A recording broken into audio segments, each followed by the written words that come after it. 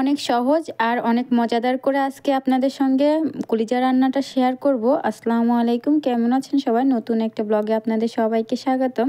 এখানে কলিজাগুলো আমি ভালো করে পরিষ্কার করে ধুয়ে তো এখন একটু হালকা আছে গরম করে নিব। গরম বলতে একটু হালকা সেদ্ধ করে নিব। একটু লবণ দিয়েছি এর মধ্যে, যেহেতু এই কলিজার মধ্যে কিছু থাকে, উগ্র গন্ধ থাকে, ওটা চলে যায়। যে ময়লাগুলো থাকে সেগুলো বের হয়ে আসে।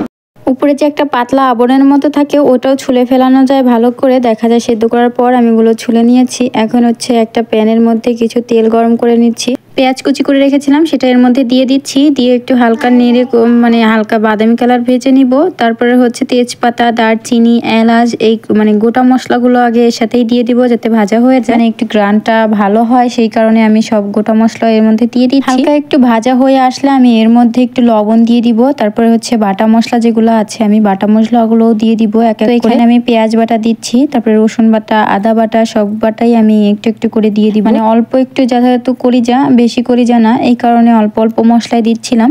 যেহেতু সামনে কোরবানির ঈদ আছে, সচরাচর সবার বাসায় কিন্তু কলিজা থাকে। আর এভাবে কলিজা রান্না করে আপনি খেয়ে দেখবেন, একটু হলে পরেও পরবর্তীতে আবার খেতে ইচ্ছা করবে। তারপরে আমি এখানে গুঁড়া মশলা যেগুলো, মরিচের গুঁড়া, হলুদের গুঁড়া, ধনিয়া গুঁড়া, তারপর হচ্ছে মিক্স মশলা, জিরা গুঁড়া, এই সবগুলো দিয়ে নিয়েছি। দিয়ে ভালো করে মশলাটা কষায় নিব। যেহেতু মশলাটা ভালো কষানো হলে খেতে ভালো লাগে।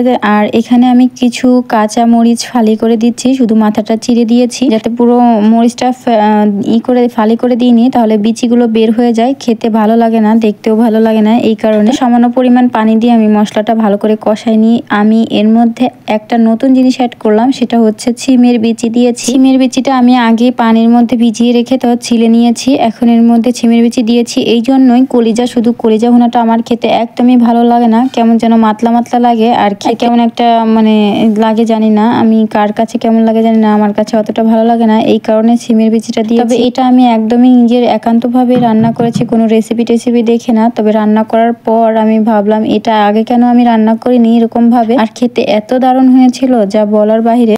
কলিজা যে উপরে একটা পাতলা আবরণ থাকে ওটা কিন্তু অবশ্যই ফেলে দেওয়ার চেষ্টা করবেন, ওটা খেলে খুবই স্বাস্থ্যের জন্য ক্ষতিকর হয়। এই জন্য আমি এগুলো ছিলে ভালো করে ধুয়ে রেখেছি, ওর মধ্যে দিয়ে দিয়েছি। দিয়ে পানি দিয়ে একটু কষাই নিব, যেহেতু কলিজাগুলো অর্ধেকটুকু 90% সেদ্ধ করাই আছে। আর ছিমের বিচিটা সেদ্ধ হতে যতক্ষণ টাইম লাগে, তো আমি এই রান্নাটায় দেখেন একদম এরকম মাখো মাখো কষানো হবে যাতে খেতে ভালো লাগে। একদম ঝোল ঝোল টাইপ হলেও খেতে ভালো লাগবে না। আমি কষানোর মতো এরকম রেখেছি, আপনারা ট্রাই করে একদিন দেখবেন আর আমাকে অবশ্যই কমেন্ট করে জানাবেন কেমন হয়েছে খেতে। ফেসবুক থেকে দেখলে অবশ্যই ফলো দিয়ে পাশে থাকবেন, আর যদি ইউটিউব থেকে দেখে থাকেন তাহলে অবশ্যই সাবস্ক্রাইব করবেন। আজকে এই পর্যন্ত, ভালো থাকবেন, সুস্থ থাকবেন, আমাদের পাশে থাকবেন, আমাদের জন্য দোয়া করবেন। ভালো লাগলে অবশ্যই কমেন্ট করে জানাবেন, এরকম ভিডিও আরো দেওয়ার চেষ্টা করব।